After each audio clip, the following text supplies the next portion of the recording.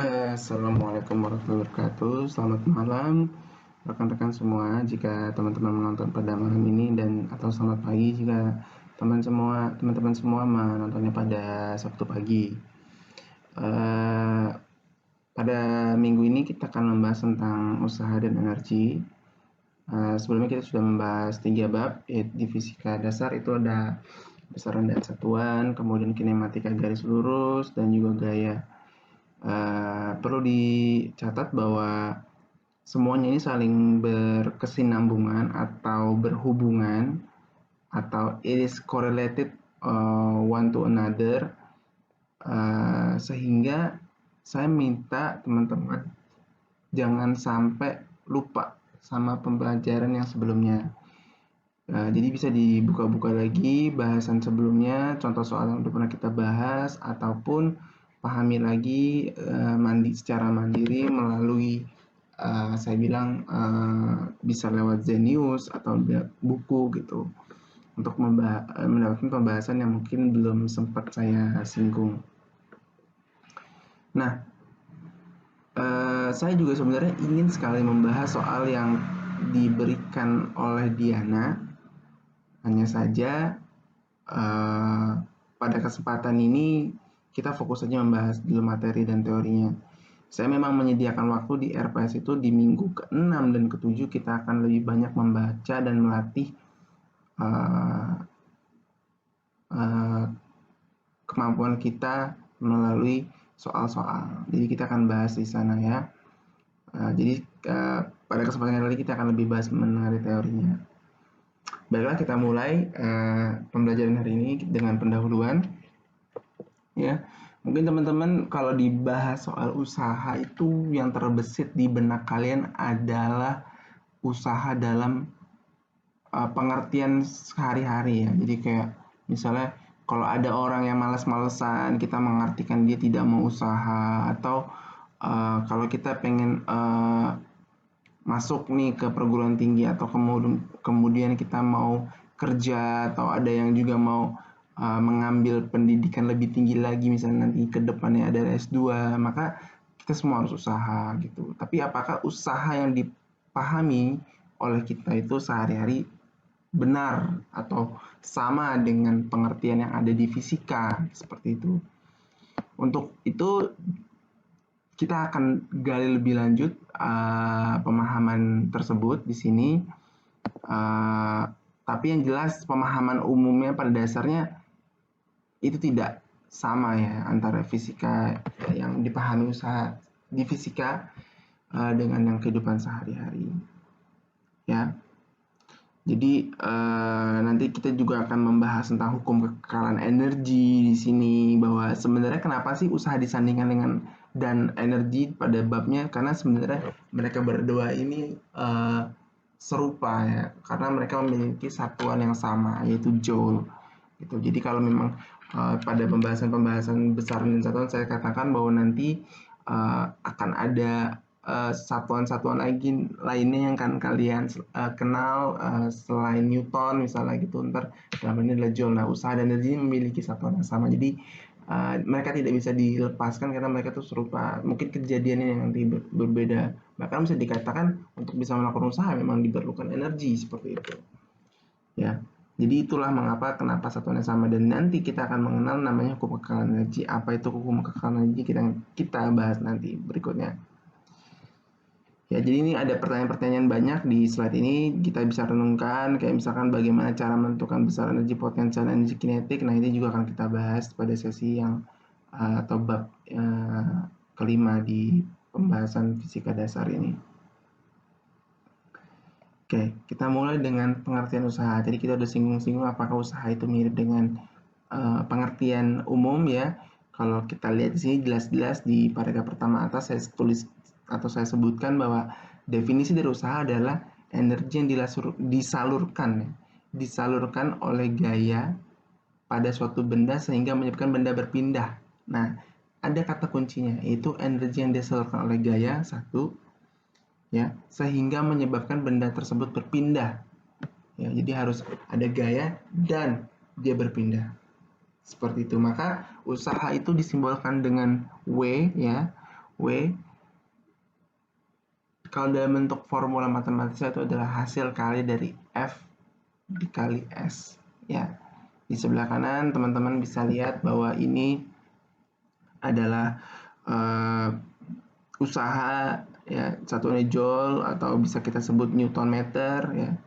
Kenapa Newton meter? Karena ini ada perkalian antara Newton dengan S. S itu meter. Jadi perkalian gaya dengan jarak ini menghasilkan Newton meter. Tapi kita juga akan lebih sering mengenal sekali bahwa usaha itu satunya joule. Terus disebutkan dengan J. Nah, tadi saya bilang ada dua hal penting. Jadi itu dua hal penting itu bisa diilustrasikan dengan gambar 1 dan gambar 2. Kita lihat di bawah di gambar 1 ada seseorang mendorong tembok ya. Dia memiliki tembok. Dia mendorong tembok dengan suatu gaya F, katakanlah misalnya berapa 100 Newton ya. 100 Newton gayanya diberikan kepada tembok ini, tapi tembok itu tidak bergeming. Tembok itu tetap di tempat itu. Dalam hal ini, kalau dalam pengertian sehari-hari orang itu sudah berusaha, sudah memberikan suatu gaya, ya kan?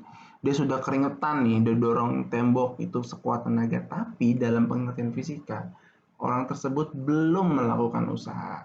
Karena apa? Karena bendanya tidak berpindah. Karena bendanya tetap di titik asalnya atau awalnya. Ya. Sementara pada gambar 2 kita lihat bahwa usaha yang dilakukan oleh seorang anak ketika menarik sebuah kereta itu ya didapati dengan perkalian antara gaya dan jaraknya ya. Tentu mainan itu akan bergerak ke arah kanan ya. Tapi perlu kita catat, manakah gaya yang akan kita pakai? Apakah benar-benar F, katakanlah F yang ditarik oleh si anak ini 10 Newton, tapi dia itu membentuk suatu sudut terhadap sumbu X.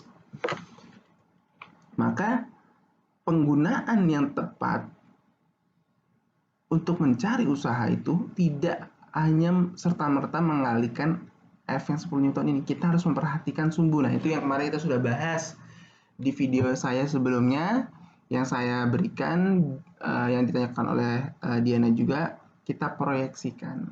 Karena pada dasarnya kereta itu hanya bergerak ya. Kita bisa lihat jelas sekali dia bergerak hanya di sumbu X. Dia tidak bergerak pada sumbu Y sehingga kita tidak perlu mempertimbangkan faktor atau proyeksi gaya F ke sumbu Y. Jadi dia hanya ada yang ke samping. Nah, sambungannya samping dan miring kemarin kita sudah bahas di trigonometri ya. Bisa lihat lagi tabel saya waktu di materi gaya bahwa hubungan samping dan miring itu dengan cos. Berarti sehingga dalam hal ini adalah perkalian usaha atau W ini didapati dari F cos alpha dikali S. Seperti itu ya. Karena kita harus mencari gaya yang benar-benar searah dengan pergerakan benda. Seperti itu. Oke. Nah, selanjutnya kalau di materi sebelumnya saya sudah sampaikan kosong suatu ini. Nah, kita bahas bareng-bareng ya, biar lebih mengasah dan kita latihan dulu. Ini makanya disebutnya contoh soal. Di soal pertama, ya kita bisa lihat sebuah benda yang beratnya 10 Newton, ya beratnya benda 10 Newton berada di bidang datar. Nah, pada benda tersebut bekerja sebuah gaya mendatar 20 Newton, ya sehingga benda berpindah sejauh 50 cm. Berapa usaha yang dilakukan oleh gaya tersebut? Nah, sekarang kita harus bisa memilih-milih teman-teman. Ini hal yang sangat penting di fisika. Maka dari itu saya selalu sampaikan, selalu mulai dengan menyederhanakan soal itu menjadi simbol-simbol seperti itu. Kita tulis diketahuinya. Di bawah kita lihat bahwa diketahuinya apa? Beratnya 10 Newton. Berarti itu disimbolkan dengan W yang artinya weight ya, yang artinya berat, bukan W usaha ini. Jadi W ini adalah artinya berat 10 Newton. Dia ditarik oleh gaya F 20 Newton. Ya, kita simbolkan dengan F 20 Newton dan S jarak dia berpindah itu sebanyak 50 cm. Tapi kita perlu pahami apakah semuanya harus dipakai ya untuk mencari usaha ya. Karena di sini kita punya dua gaya nih. Pertama gaya berat dan yang kedua adalah gaya tarik yang F. Permasalahannya, logikanya secara peristiwa saya sampaikan di sebelumnya, benda ini bergerak kemana? Bergerak hanya ke sumbu X ya. Sementara gaya berat itu ada di faktor mana? Dia ada di faktor sumbu Y. Nah, ini gaya berat.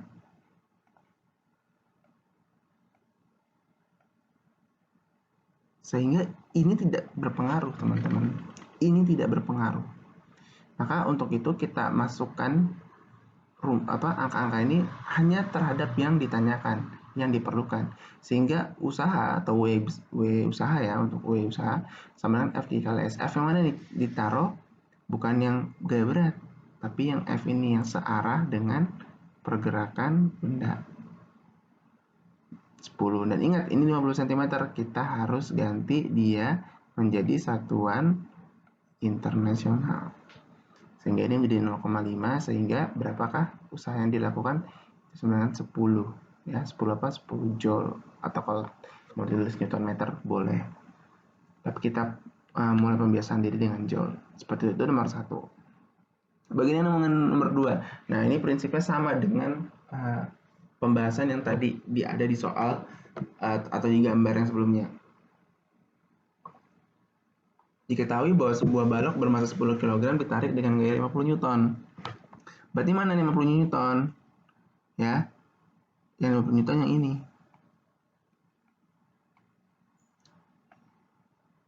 Bukan yang ini.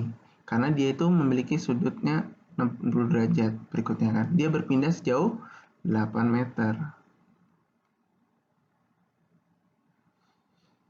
Dan gesekan antara balok lantai diabaikan. Nah, ini yang harus kita pahami ya. Gesekan dengan lantai diabaikan. Jika di sini ada gaya gesek ya, seperti soal yang kemarin diberikan oleh Diana ya, maka harusnya ini menghambat pergerakannya yang searah dengan arah pergerakan benda. Maka kita harus kurangi dulu. Tapi kalau misalnya di sini diabaikan, berarti kita tidak perlu memperhatikan adanya gesek gitu. Kita anggap bidangnya ini licin seperti itu. Nah, intinya kan sama, berapakah usaha yang dia lakukan tersebut. Nah, sebenarnya setelah kita tadi sudah bahas gambar kedua, kita paham bahwa yang digunakan pasti adalah F cos alpha. Sebenarnya tinggal masukin aja, sehingga usahanya itu adalah F 50 Newton ya. Ini kalau ditanya ini kan ada W juga, W-nya berapa nih? W-nya itu adalah 10 dikali gravitasi, 10 kilo dikali gravitasi kan berarti 100. Tapi ini ingat, ini sama dengan nomor 1, ini nggak dipakai. Kita hanya fokus terhadap yang searah gitu. Kecuali ini ntar ada koefisien geseknya, kemarin kan saya sampaikan bahwa kita harus nyari gaya normalnya gitu kan untuk bisa mencari gaya geseknya. Tapi karena ini diabaikan gesekan balok dan lantai, berarti kita nggak usah capek-capek nyari gaya gesek di sini. Sehingga kita lihat lagi cos alpha kemarin kita udah lihat atau belajar di trigonometri. Saya udah ajarin juga pakai cara yang sin dari awal dulu, sin setengah kali akar gitu kan dengan urutan. Tapi kalau bisa kalian hafal juga akan lebih baik karena akan lebih mempercepat gitu. Tapi bisa dengan cara-cara seperti itu untuk bisa memudahkan penyerapan materi. Berarti kita tahu bahwa cos alpha setengah dan jaraknya berpindah 8 meter nih sudah dalam satu internasional. Berarti tinggal di perkalian biasa aja. Berarti 50 kali setengah kali 8 sama dengan 200 joule. Seperti itu. Oke, nah selanjutnya kita akan membahas tentang energi. Ya. Nah, di energi ini sebenarnya karena tadi saya sudah sempat singgung, udah memberikan bocoran bahwa sebenarnya dia ada serupa dengan usaha karena satuannya sama-sama joule ya. Dan pengertian usaha pun tadi sudah disampaikan, itu adalah energi yang disalurkan oleh gaya ya. Jadi bayangkan bahwa usaha itu energinya sudah menjadi suatu pergerakan ya. Kalau energi sendiri berarti ini adalah sumbernya ya, sumbernya gitu loh, sumbernya yang digunakan. Nah, kita bisa memahami energi juga dari kehidupan sehari-hari, mudah ya. Jadi kalau kita berjalan, berlari, bekerja, ataupun melakukan aktivitasnya, kita membutuhkan energi gitu kan. Maka dari itu energi bisa diartikan sebagai kemampuan untuk melakukan usaha. Maka dari itu memang usaha dan energi itu tidak terpisahkan. Jadi kayak sebab dan akibat ya. Kalau boleh saya katakan bahwa energi itu adalah sebabnya, sementara akibatnya adalah usaha. Simpelnya seperti itu. Nah, energi dalam fisika yang akan kita temui dan kita bahas secara menyeluruh adalah tentang energi potensial dan kinetik. Karena ini adalah bentuk energi yang sangat mudah untuk diobservasi, untuk memberikan bayangan bagaimana suatu peristiwa alam itu terjadi. Oke, sebenarnya banyak energi-energi lainnya, kayak misalnya energi listrik, energi panas, energi apalagi energi angin, ya kan, semuanya yang memiliki kemampuan untuk melakukan usaha itu kita sebut dengan energi ya. Tapi untuk pembahasan di fisika dasar ini kita hanya akan berfokus terhadap dua energi, yaitu energi potensial dan energi kinetik. Yang keduanya ini ya nantinya akan kita sebut, kalau keduanya ditambahkan kita akan sebut sebagai energi mekanik. Jadi keduanya akan disebut energi mekanik. Jadi kalau di atas sebelum ada hukum kekalahan energi mekanik, sebenarnya ini akan bersinggungan atau membahas dua energi ini. Nah, kita bahas satu-satu.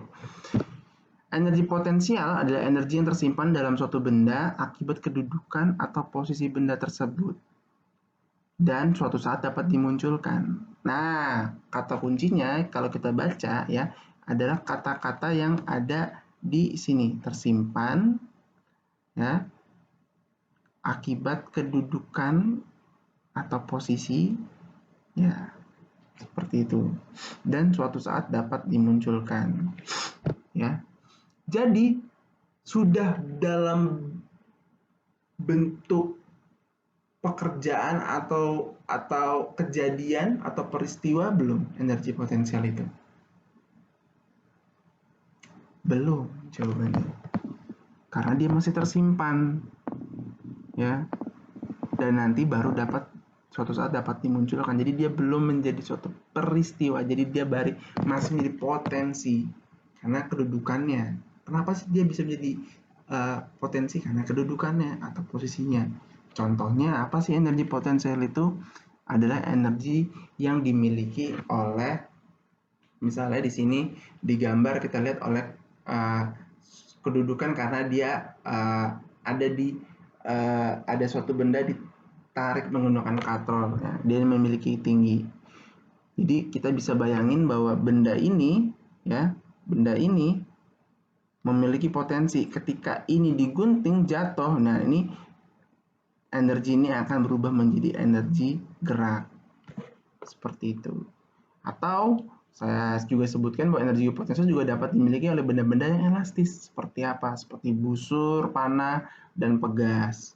Ya, kalau kita nekan pegas atau per, ya kan, kita tekan. Misalnya paling sering tuh dulu saya mainan per pulpen, faster.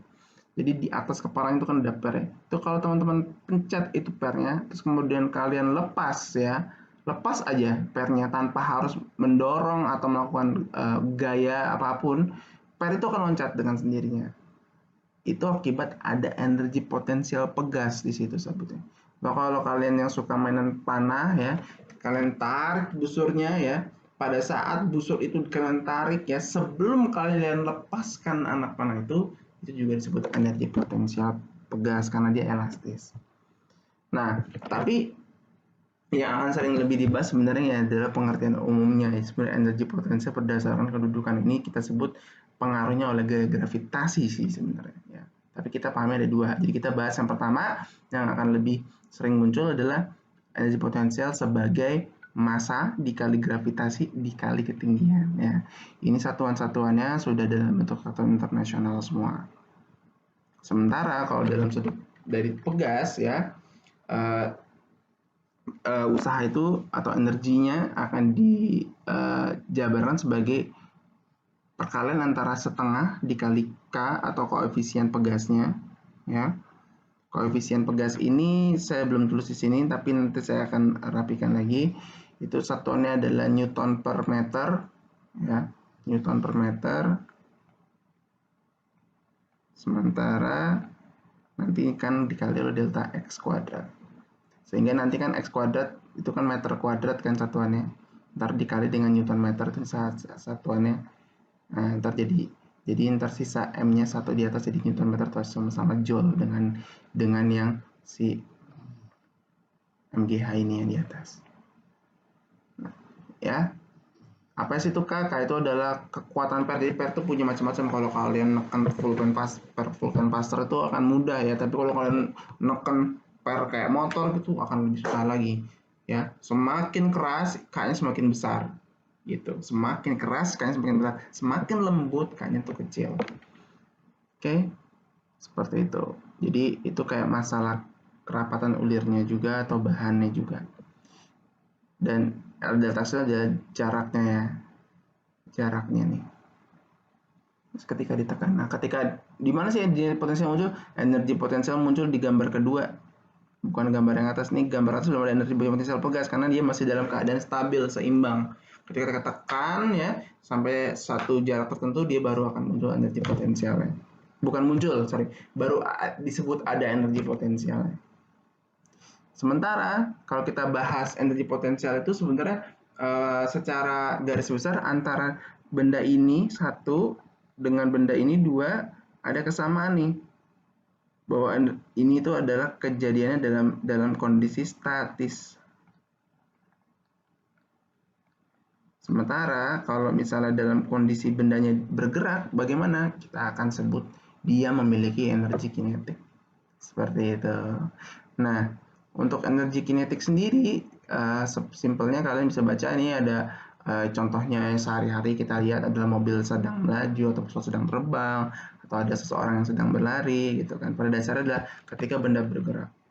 Ya, kemarin kenapa penyebab benda bergerak? Kita kan sudah singgung penyebabnya pasti gaya gitu kan. Kalau kita nggak bahas tentang penyebabnya apa sih kita sebut itu adalah kinematika bahasannya. Tapi nah sekarang kita akan membahas tentang energinya gitu ya. Energi yang dibutuhkan untuk bisa memiliki apa namanya? Untuk bisa melakukan usaha itu. Nah, kalau kita lihat si benda satu ini awalnya dia bergerak dengan kecepatan V1, ketika dia didorong dengan gaya tertentu, dia memiliki kecepatannya berubah menjadi V2. Ya kan? Sehingga ya sebenarnya kalau kita tahu bahwa rumusnya adalah W sama dengan F dikali S, kemarin kita paham bahwa F itu di hukum kedua Newton ketika ada kejadian seperti ini nih, ada perubahan kecepatan.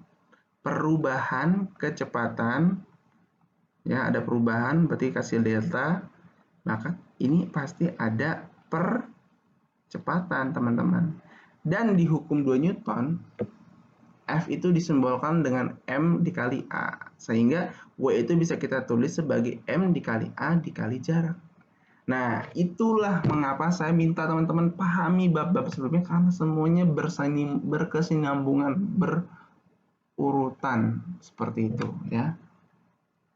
Sehingga juga kita tahu bahwa A itu sama dengan perubahan kecepatan ya kan, delta V ya kan, dia dibagi T. Dan kita juga ketahui bahwa S itu sama dengan setengah V2 plus V1 kali T.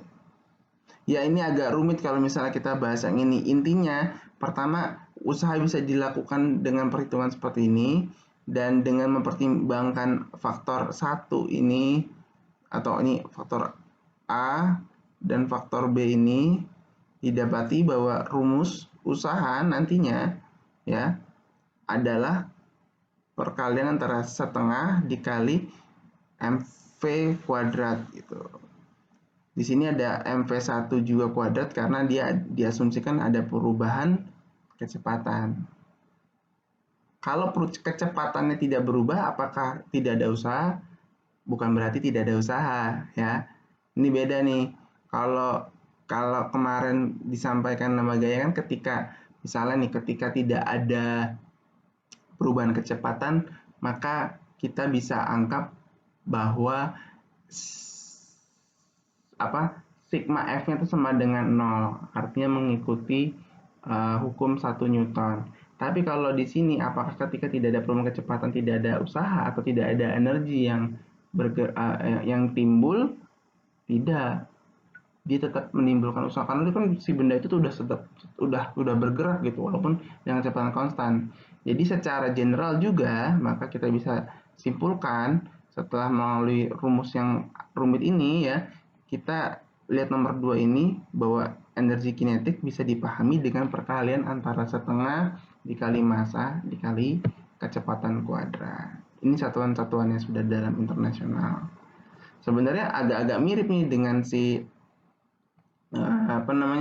dengan si energi potensial pegas gitu. Ada setengah kx kuadrat, ini setengah mv kuadrat. Bentuknya beda tapi bentuknya hampir mirip tapi isinya beda. Komponen-komponennya. Oke.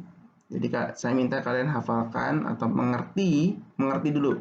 Jangan langsung hafal, mengerti dulu apa itu energi potensial secara pengertian dan matematis dan juga energi kinetik.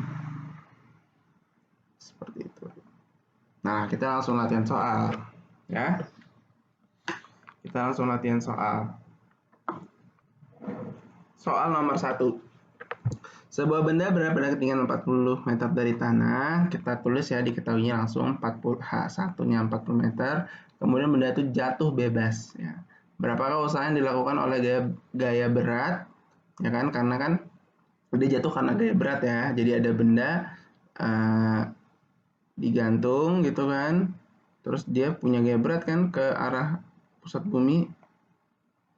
Nah ini jatuh nih, awalnya tingginya 40 meter, berarti H2-nya H1-nya ini H1, H2-nya di tanah, H2-nya 0 meter dong, karena dia jatuh bebas, jatuhnya pasti ke bawah dong, ke tanah, ya nggak? Berapa persen dilakukan oleh gaya berat sampai ke tanah? Nah, diketahui massa udara 1,5 kg dan percepatan gravitasi bumi 10 meter per second kuadrat. Berarti ya kita langsung kali-kalikan saja. Kita ketahui bahwa energi potensial itu kan adalah perkalian antara M dikali G dikali H. Nah, dia ada dua kejadian nih. Kejadian pertama itu dia di atas 40 meter, kejadian kedua ketika dia di tanah. Ya, ini bisa ditulis kayak gini, MGH1 dikurang MGH2. MG-nya keluarin, tinggal jadi H1 min H2. Ini matematis ya, teman-teman harus paham, jangan sampai nggak ngerti nih kenapa Pak MG-nya keluar, pahami. Ya, kalau yang bingung, tanyain temennya, tapi jangan sampai nggak paham. Sehingga kita tinggal masukin aja, M-nya berapa sih? 1,5. G-nya berapa? 10. Pembulatan ya. Terus selisih tingginya berapa? 40 meter dan 0. Sama dengan 600 Joule. Seperti itu. Oke. Gitu. Sekarang nomor 2. Sebuah benda bermassa 0,1 kg jatuh bebas vertikal dari ketinggian 2 meter ke hamparan pasir. Jika benda itu masuk sedalam 2 cm ke dalam pasir, sebelum berhenti, besar gaya rata-rata dilakukan pasir untuk menghambat benda adalah sekitar, nah menarik nih. Kalau yang tadi kita asumsi ini nomor 1 tadi benda harus jatuh ke tanah langsung diem. Tapi kalau ini dia masuk dulu ke pasir sejauh 2 cm. Ya, nah ini konsep-konsepnya kita bisa temukan dengan hubungan antara gaya dengan usaha seperti ini. Pertama kita lihat benda, ini udah ada gambarnya, ini enak nih. Jadi benda ini tingginya 2 meter nih. Ya, beratnya berapa tadi? 0,1. Berarti kalau kita anggap gravitasinya, kalau nggak dikasih tahu nih gravitasinya, saya bilang 9,8 ya. Cuma untuk memudahkan kita pakai G-nya itu 10 juga, 10 meter per second kuadrat. Sehingga kita tahu bahwa ini W-nya berapa? W gaya berat ya, ini bukan ini ya. W-nya adalah 10 kali 0,1, berarti 1 Newton. Ya nggak? Kalau dia sebelum jatuh ke bawah itu kita sebut energi potensial ya, berarti energi potensial itu sama dengan berapa? Mg dikali H dong. Ya nggak? Oke. Nah, kan tadi saya sampaikan bahwa usaha dan energi itu serupa. Kalau misalnya energi ini dirubah ya, energi potensial dirubah menjadi gaya gerak dan kemudian dia masuk ke dalam tanah, berarti kita bisa sama dengankan antara W yang merupakan F dikali S, karena kita kan sebenarnya mau nyari apa sih yang kita tanya, ya kan, ini apa, besar gaya kan, dikali S dengan energi potensial yang sama dengan MGH ini. Itu kita bisa nyari karena kita butuh nyari F. Apakah di energi potensial itu ada F? Nggak ada. Nah, berarti ini kita bisa samakan seperti ini nih rumusnya. Ya nggak? Ya dong. Kan sama-sama W kan, sama-sama Joule kan, yang sama-sama Joule kan. Berarti ini sama dengan W sama dengan energi potensial. Sama. Kalau saya bilang nih 2 tambah 2 sama dengan 3 tambah 1 sama nggak? Sama. Ya kan? 5 tambah 0 sama dengan 2 tambah 3 sama nggak? Sama. Ya, makanya ini bisa kita lakukan persamaan seperti ini. Sehingga tinggal masukin aja semuanya. Ya, pertama ini apa F-nya? F-nya yang kita mau cari, berarti dia masih dalam bentuk F. S-nya dia mendelepnya, ya. Mendelepnya karena energi potensial pas yang dia pakai itu ke sini, jatuh ke sini dia dipakai untuk masuk lagi. Saya bilang mendelep 2 cm. Mg-nya bisa kita hitung. Tadi ini udah kita tahu ini 1 Newton kan, 1. Ya. H-nya berapa? H-nya 2. Ini sebenarnya harusnya ada lagi nih. Kali 2. Oke. Sehingga didapati berapa itu?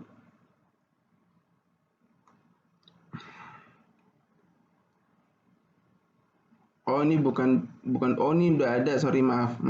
Bukan 2. Ini 2 kali 0,2. Jadi energi potensialnya itu diukurnya nggak cuma sampai titik tanah sini, tapi ditambah sampai ke bawah, ke tempat dia berhenti. Karena kan di sini dia belum berhenti. Beda sama ini. Kalau ini kan dia di tanah udah berhenti nih. Diem aja, emang nggak bisa masuk lagi. Mungkin tanahnya aspal atau apa, nggak mungkin masuk lagi. Jadi dianggap dia berhenti di situ, dipaksa berhenti. Kalau ini enggak, dia dari sini tapi dia tetap masuk ke bawah sini. Jadi H-nya itu H total. Berarti di sini sama dengan dikali 2,02 meter karena 2 cm kan. Seperti itu. Ya. Gitu. Ini harusnya 0,02 nih, ini juga salah. 0,02. Nah, hitung-hitung intinya kalian terdapat sekitar 100,1. Atau dibulatin jadi 100 Newton. Nah, seperti itu. Jadi ini ntar 2 cm turun ke bawah. Ingat ini senti. Ya, ini meter. Berarti ini harus jadiin meter dulu. Nextnya nomor 3. Nah, ini sedikit membahas tentang pegas ya, tapi saya cepetin aja. Jadi intinya adalah sebuah pegas tergantung tanpa beban, panjangnya 15 cm. Nah, oke, kemudian ujung bawah pegas dia, nah kita gambar nih, yang ini. Nih, sebuah pegas tergantung pertama awal tanpa beban, panjangnya ini 15 cm. Kemudian digantung tanpa beban, kemudian dia diberi beban, terus pegasnya melar, kan ketarik. Ya nggak dikasih beban, bebannya berapa? 5 kilo. Ini tadinya 15 jadi ini 20 cm. Nah ini berarti ini ada selisihnya berapa? 5 cm. Tentukanlah tetapan pegas gitu kan. Seperti itu dan energi potensial elastis pegas. Mungkin saya belum sempat sampaikan di materi gaya sebelumnya ya, tapi akan saya sampaikan di sini. Untuk gaya pegas, kalau ini kan sebenarnya udah energi pegas. Kalau kemarin kan belum tuh ada yang sebut gaya pegas. Gaya pegas itu sama dengan K dikali delta X. Ya. Ini rumusnya. Ini catat aja nih, teman-teman nanti. Ya, berarti kalau kita ditanya tentang tetapan pegas, K-nya koefisien pegas, berarti tinggal pindah delta X ke bawah. Makanya ditulis ini akhirnya K itu sama dengan F dibagi delta X. Gitu. F-nya apa? F-nya adalah, karena di sini adalah yang main adalah gaya berat, berarti F-nya dirubah jadi M dikali G. M-nya kan tahu, G-nya tahu, kita ambil 10 lah semua biar gampang hitungnya. Berarti ini sama dengan M dikali 10, 5 kali 10. Delta X-nya berapa? Dari 5 cm dong, ya nggak? Tapi ingat, dia cm, harus dibikin meter. Jadinya ini 10 pangkat min 2. Karena dia 10 pangkat min 2 itu sama dengan 1/100, ya, berarti ini 5. Berarti ini 5/100. Nah, kemarin kan kita udah bahas, ya, kalian bikin pembilang penyebut dibagi pembilang penyebut gitu kan. Penyebut yang di bawahnya, yang paling bawah itu harus naik ke atas. Sementara penyebut yang di pembilangnya itu turun ke bawah. Ya, tapi ini kan yang di pembilangnya nggak ada penyebutnya, berarti dia diem. 100-nya aja yang naik ke atas. Berarti ini sama dengan 50 bagi 5, ini coret 5-nya, 10-nya tinggal sisa 1, ke atas 100-nya ke atas. Jadi 10 kali 100 sama dengan 1000 joule. Itu energi potensial pegas tinggal masukin aja pakai rumus tadi, setengah K delta X kuadrat, ya. K-nya udah dapet kan yang atas, tinggal dimasukin. Fungsinya itu di situ K-nya. Akhirnya energi potensialnya itu sama dengan berapa? 1,25 joule. Gitu. Oke. Atau pakai cara 2, nggak mau pakai ini, pakai F-nya yang ini. Bisa juga sama-sama hasilnya 1,25 joule, sama nih. Oke. Next. Kita bahas yang gaya kinetik. Tadi kan gaya potensial, sekarang kita bahas yang kinetik. Ya. Ingat, yang kinetik itu adalah setengah mv kuadrat, atau yang sama dengan F dikali S tadi, jadi mass MAS gitu kan, ingat. Nah, ini kita ketahui bahwa sebuah peluru pangsanya 10 gram bergerak dengan kecepatan 60 meter per second. Itu kan energi kinetik peluru tersebut. Oh, gampang, tinggal dimasukin aja. M-nya 10 gram, kita rubah jadi kilogram dulu, jadi 10 pangkat min 2 atau 0,01 kilogram. Yang bawahnya 80 meter per second, tinggal dimasukin aja, jadi setengah kali 0,01 atau 10 pangkat min 2 dikali 80 kuadrat nih. 80 kuadrat nih, berarti ini sama dengan 6.400 itu dikali sama ini. Ini kan 0,01, coret dong sama 0, ini 2. Jadi tinggal 64 dikali setengah. 64 dikali setengah 32. Gitu. Nomor 5, ya mirip-mirip lah, gampang, ya kan. Ini kalau ini gede nih, masanya nggak peluru. Kalau peluru masa kecil, kecepatannya gede. Nah, ini kalau ini masanya gede, kecepatannya mungkin kecil. Nah, kita baca masanya 2 kg, awalnya diam. Ya, awalnya diam nih, catat nih, awalnya diam. Pada sebuah bidang datar yang licin, ingat berarti nggak ada gaya gesek. Kemudian pada benda tersebut bekerja gaya F20 Newton, sehingga kecepatannya 10 meter per second. Nah, ini ada perubahan kecepatan nih teman-teman. Berarti ada apa? Kalau perubahan kecepatan berarti ada percepatan, ya. Gitu. Atau tadi di bahasan yang sebelumnya udah kita pahami bahwa itu bisa dijadikan jadi kecepatan akhir dikurangi kecepatan awal, seperti itu. Kalau ditanya usaha yang dilakukan oleh gaya F itu berapa, maka karena ada kecepatan akhir dan awal, kita kurangin nih prosesnya. Ini ada kinetik awal, kinetik akhir dikurangi kinetik awal, sehingga hasilnya 100 joule. Ini saya nggak hitungin lah, cuma gampang ini, ya, bisa dipahami sendiri. Terus jarak yang ditempuh berapa? Nah, ini kan energi kinetiknya 100 joule, berarti kita kalau mau nyari jarak, ada kan di usaha yang sama dengan F dikali S, berarti disamain denganin gitu, ya. Sama denganin, persamaan, berarti gaya kinetik, energi kinetiknya berapa? 100 joule, itu sama dengan W kali sama dengan F dikali S. F-nya diketahui berapa, dia nariknya 20 Newton, berarti S-nya sama dengan 100 bagi 20, atau sama dengan 5 meter. Gampang ya? Sip. Kita lanjut. Nah, selanjutnya kita akan membahas tentang hukum kekerasan energi mekanik, teman-teman semua. Oke. Nah, apa sih hukum kekerasan energi mekanik itu? Tadi kan saya udah sempat singgung di sini nih. bahwa nantinya energi potensial itu kalau ditambah dengan energi kinetik kita akan sebut energi mekanik. Nah, pengertian pakai bahasa harfiah dulu deh, kekekalan mekanik berarti intinya adalah energinya kekal ya, dan energinya kekal. Energi apa yang kekal? Yang energi mekanik. Nah, energi mekanik itu terdiri apa? Potensial dan kinetik. Jadi kita bisa memahami dari harfiahnya aja, dari katanya, bahwa ini adalah hukum kekekalan energi potensial dan kinetik. Ya, perlu dipahami ya, dalam proses melakukan usaha itu benda itu bisa mengubah-ubah energi gitu. Ya, tapi energinya itu tidak tidak hilang gitu. Jadi awalnya bendanya diem, dia punya energi potensial. Kemudian ketika diputus, kalau lihat gambar aja langsung ya, ini mungkin teman-teman bisa baca sendiri. Biasanya ketika ini kan dia punya energi potensial nih. Ketika di sini energi potensialnya 100%, persentase ya, 100%. Ketika diputus, jatuh nih kan, tuh energi potensialnya di sini jadi turun. Ini awalnya EP ya, EP-nya 100%. Ketika kita diputus, dia jadi turun. Mungkin di titik ini jadi 70%. Tapi saya ganti pulpennya.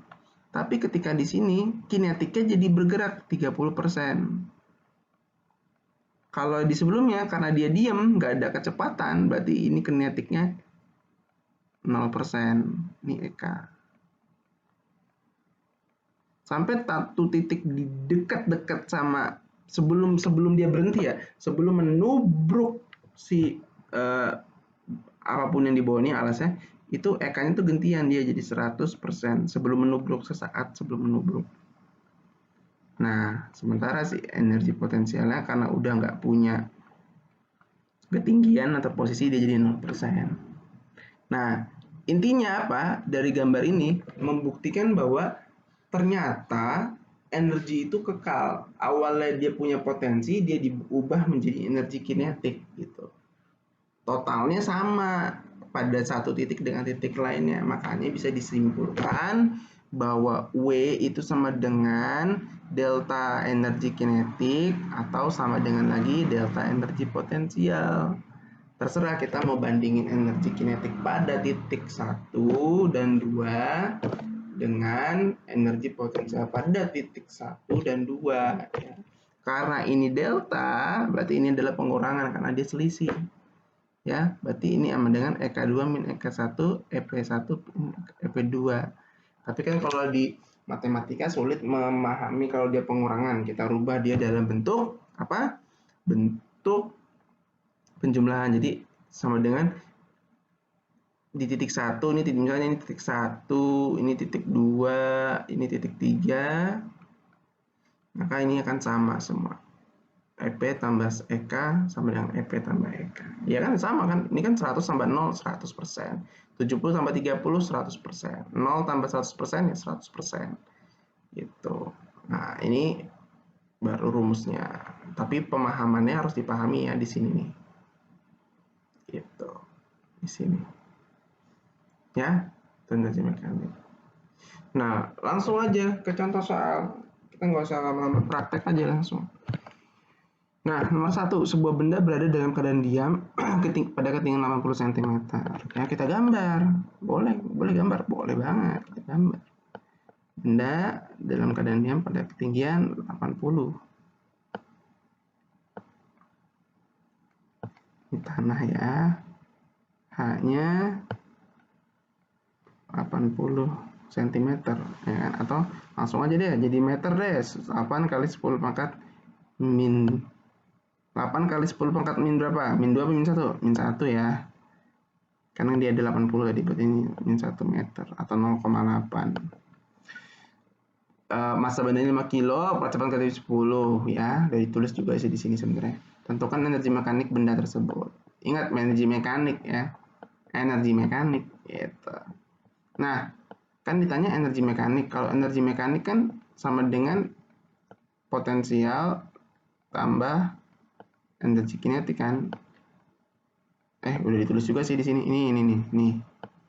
Itu tinggal diturunin aja MGH. Nah, EK-nya kan masih 0 karena dia dianggap belum bergerak. Dia ditanya pada titik ini. Nah, ingat loh teman-teman, saya udah ingetin ya, saya udah ingetin banget. Pokoknya pada fisika itu seperti video yang dipotret-potret yang tersusun dari banyak foto. Jadi kadang-kadang ngelihatnya itu pada momen itu gitu loh. Ya, sulit memang melihat bahwa benda itu berdiri pada momen itu, tapi kita seolah-olah menghentikan waktu bahwa benda itu diam di titik ini gitu. Harusnya kan benda jatuh bebas ke bawah sini kan, ya memang akan jatuh bebas. Ya, apalagi kalau dia nggak ditahan sama tali kayak tadi di gambar sebelumnya ada katrol gitu. Karena ada gaya gravitasi gitu kan.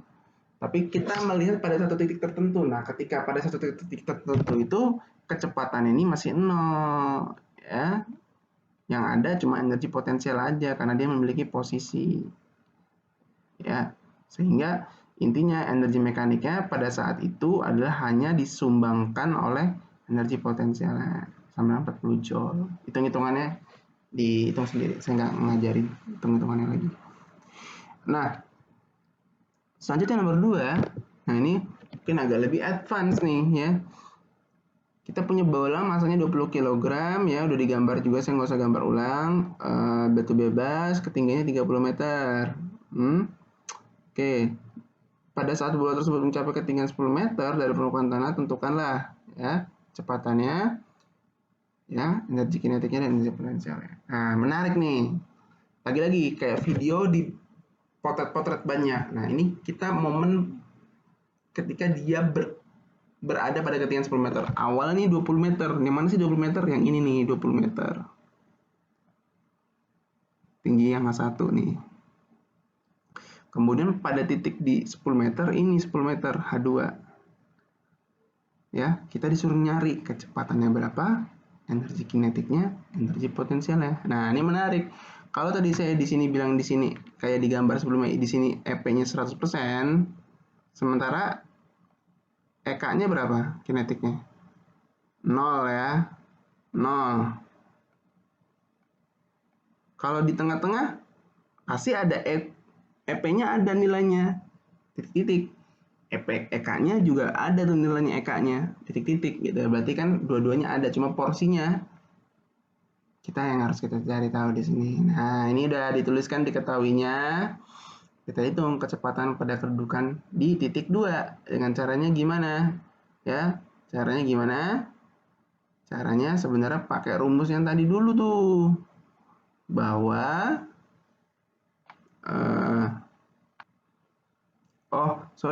di sini dia langsung menggunakan rumus GLBB. Jadi ini masuk ke bab sebelumnya. Ya, dia langsung menggunakan GLBB. Kok bisa Pak dia pakai yang GLBB? Ini loh yang teman-teman yang nomor 3 ya, yang bawa VT kuadrat sama dengan V0 kuadrat plus 2A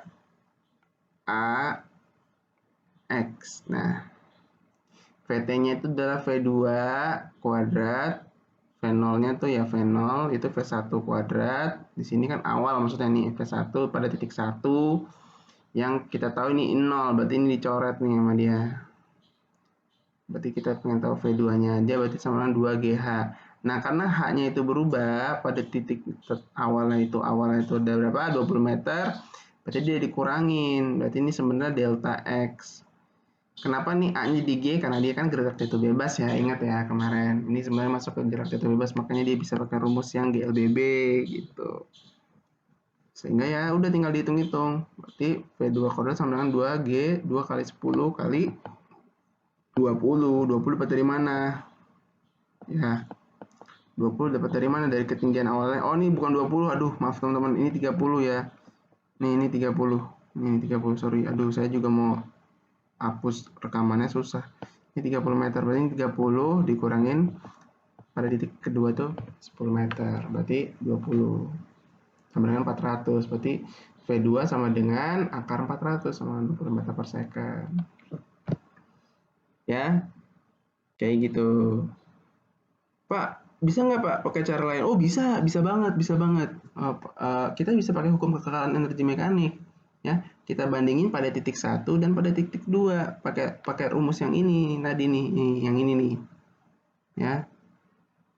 Nah, gimana caranya? Caranya adalah kita jabarin pada titik 1 ada apa? Ada EP doang kan? EK-nya masih 0, berarti kita abaikan aja EK-nya, berarti tinggal M G H1 tambah kan EK-nya 0 tambah 0 sama dengan EK 2 kan? Berarti sama dengan setengah M V kuadrat. V2 kan? Kita main 2 deh. Tambah MGH 2. Ya. Ini nanti ini matematikanya kalian cari sendiri, tahu sendiri, tapi intinya kan di sini semua ada M-nya nih. Ini ada M-nya, nih ada M-nya, nih ada M-nya, ada M-nya, berarti bisa dicoret nih. M-nya. Kita nggak usah pakai massa. Karena semua punya M kan juga di sini juga ada setengah M V kuadrat sama M yang tercoret juga. Tapi kebetulan dia 0 jadi nggak, jadi langsung aja. Berarti tinggal cari. Berarti ini tinggal masukin. Berarti ini G-nya berapa? 10. H1-nya berapa? H1-nya 30 dikali 30 sama dengan ini yang kita pengen tahu, setengah V2 kuadrat tambah ini G-nya berapa? 10 dikali H2. H2-nya berapa? 10, 100. Berarti ini 300, ini 100. 100-nya pindah kan jadi pengurangan, jadi 300 kurang 100 berapa? 200. Sisanya apa sebelah kanan? Tinggal setengah V2 kuadrat. Ini kali silang kan? Berarti sini sama 400. V2 kuadrat. V2 sama dengan akar 400 deh. Sama dengan 20 meter per second, sama dengan ini. Jadi mau pakai cara GLBB atau kalian mau pakai cara yang kedua dengan cara energi kekerasan mekanik bisa. Berikutnya B dan C-nya tinggal masukin aja. Oke, sesuai dengan kedudukan yang ditanya, kedudukan 2, tinggal masukin aja, itu gampang. Ya, kebetulan dapatnya EK2 dan EP2-nya sama nilai 400 Joule. Seperti itu. Ya. Selanjutnya saya cepetin ya. Selanjutnya kita udah bahas energi, kemudian juga usaha, terus kita akan juga kenal daya di sini ya. Di sini saya kasih contoh misalnya nih, misalnya Ani berolahraga naik turun tangga tuh 3 menit. Misalnya kita anggap dia punya gaya yang sama gitu kan. Dia turun tangga itu dia melakukan usaha tertentu lah. Selama 3 menit. Pasti beda dengan Arif yang kalau olahraganya dengan gaya yang sama tuh selama 5 menit. Pasti besaran daya yang dikeluarkan oleh Arif. Nah, inilah perannya daya. Jadi daya itu sebenarnya adalah ada faktor waktunya teman-teman. Jadi kalau di atas bisa dibaca lagi daya, atau di bawah yang gambar ini daya didefinisikan sebagai kelajuan usaha atau usaha persatuan waktu. Ya. Jadi kan karena kalau kita kayak ibaratnya kita lari sprint sama lari maraton beda ya. Bisa jadi usahanya itu gedean maraton, tapi seberapa banyak nih usahanya dikeluarkan, berapa banyak energi yang dikeluarkan. Ya. Kalau ada seseorang yang punya energinya gede banget tapi dia cuma mungkin bisa larinya bentar, itu pasti beda sama mungkin teman-teman yang sukanya maraton gitu, energinya keluarnya pelan-pelan deh, tapi kalau dia ngeluarnya lama ya dayanya juga bisa jadi sama dengan yang ngebut awal-awal tapi cuma sebentar gitu. Nah ini di sini intinya daya itu ada faktor waktunya ya, dirumusinnya dengan apa? Daya itu sama dengan usaha dibagi waktu. Jadi daya itu ya satuan internasional joule per second, tapi kalau kita akan lebih umum mengenal daya itu satuannya watt. Jadi kalau kayak watt lampu kan pasti ada yang beda-beda tuh. Ada yang 5 watt, ada yang 10 watt. Artinya apa sih? Kalau kita pengertiannya di sini artinya adalah kalau kita lihat 5 watt berarti itu si lampu itu mengeluarkan ya usaha atau energi, memancarkan energi ya sebanyak 5 joule per detik. Kalau yang 10 watt dia ngeluarin lagi energi lebih besar, dia ngeluarin 10 joule per detik ya. Kalau yang 15 watt gimana ya, berarti 15 joule per detik ya, seperti itulah terus-terusan ya. Dan karena kita sudah belajar bahwa W itu sama F dikali S, kita bisa otak-atik nih, ya kan? Dan S per T itu kita bisa kita udah kita tahu bahwa jarak bagi waktu sama kecepatan itu bisa kita atik. Makanya di definisinya kan daya itu didefinisikan sebagai kelajuan usaha, kelajuan. Karena kita bahasnya kelajuan, kita paham bahwa ini adalah besaran skalar. Oke, jadi daya itu adalah besaran skalar. Kalau usaha dan energi itu besaran. Usaha itu bisa besaran vektor. Energi juga besaran vektor karena ada arahnya.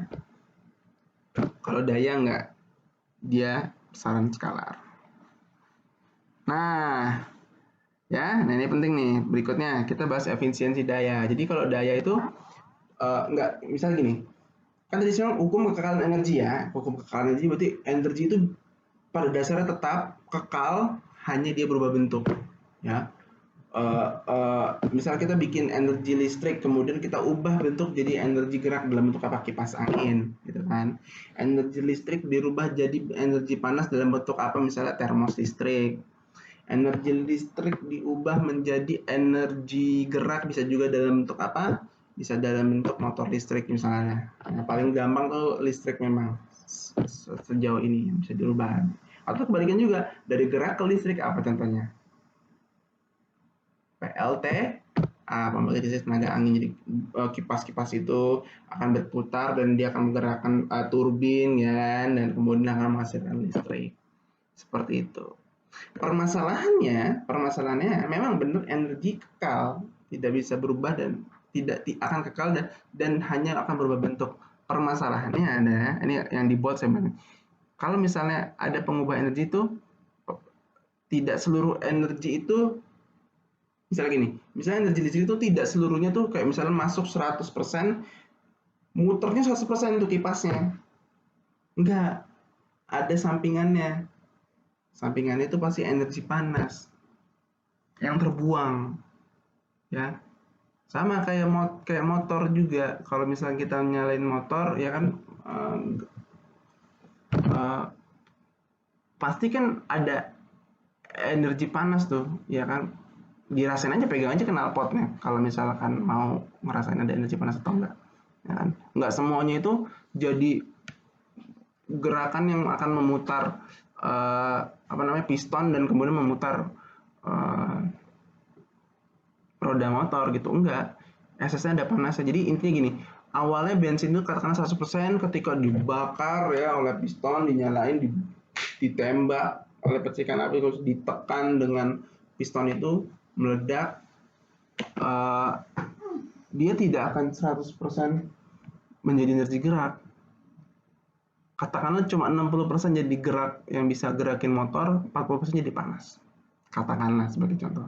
Nah, bentuk luaran output ya dibandingkan dengan inputnya, ya kan, masukan, itu kita sebut sebagai efisiensi gitu. Jadi sekali lagi ya, efisiensi daya ya, karena ini ngomongin daya, itu adalah energi keluaran dibagi dengan energi masukannya, ya. Jadi ini akan satuannya akan semuanya dalam persen, ya, nggak ada rumus-rumus susah, ini semuanya satuannya dalam persen. Berapa sih efisiensinya mesin tersebut, misalnya mesin X gitu, pasti efisiensinya si termos listrik ini gitu kan. Ketika dialiri listrik, energi yang atau daya apa yang dikeluarkan tuh berapa gitu, yang dirubah menjadi hal yang kita manfaatkan ya, kita ambil manfaatnya tuh berapa dibandingin masukannya gitu. Nah langsung aja deh, nah ini ada soalnya juga ya, tapi ini soalnya khusus yang daya aja. Jadi kalau ditanya misalnya seorang petugas PLN masanya 50 gram menaiki tangga sebuah tower tinggi 30 meter dalam waktu 2 menit, ya berapakah daya yang dikeluarkan oleh PLN petugas tersebut, ya kan. Ya ini mah tinggal masukin aja juga sih, sama. Ini gampang lah, nomor 1 kita tahu rumusnya P sama W per T. Karena kita main di sini, apa sih energinya? Energi potensial, ya kan, karena dia masuk naik tangga, ada ketinggiannya ya, ada kedudukan, ada posisi, pasti potensial aja. Tinggal masukin W-nya diganti MGH gitu kan.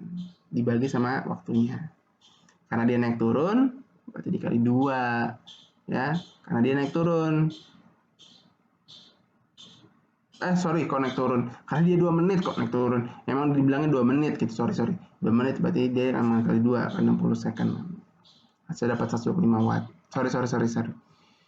Yang nomor 2, ini ditanyanya lebih bolak-balik tadi kan ada rumus untuk pengertian bahwa hubungan teradai dengan gaya ya, kalau dengan dikali dengan kecepatan nih bisa ditengok lagi yang di sini nih ya.